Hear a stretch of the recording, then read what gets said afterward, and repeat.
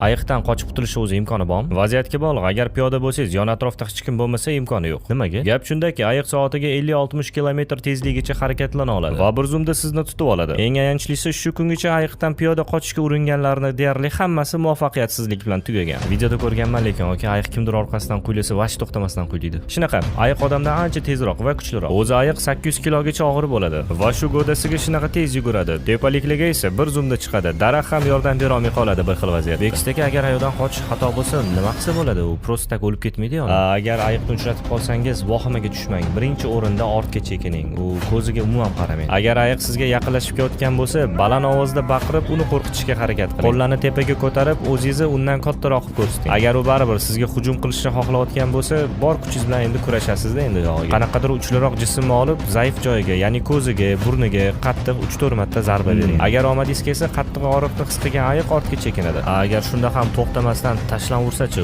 nima bo'ladi? Unaqada hayot uchun kurashing. Bo'lmasa tinchgina guruh bo'lib yurgan afzalroq ekanda. Gapingiz to'g'ri. Odatda ayiqlar guruh bo'lib yurgan odamlarga kamdan-kam holda tashlanadi. Eng yaxshi yo'li ayiqlar uchun qarshi sepadigan maxsus sprey bor. U qizil qalampir sepadi, ko'zga tegsa yomon achittiradi. To'g'ri ishlatilsa 90% dan ko'proq vaziyatlarda sizni qutqarishi mumkin. Lekin agar yaxshi gapni tushunmasa, panetka berib qo'ysangiz bo'ladi. Bu o'zi haqiqiymi? Yo'q, aka, bu haqiqiy. Bekstik aka.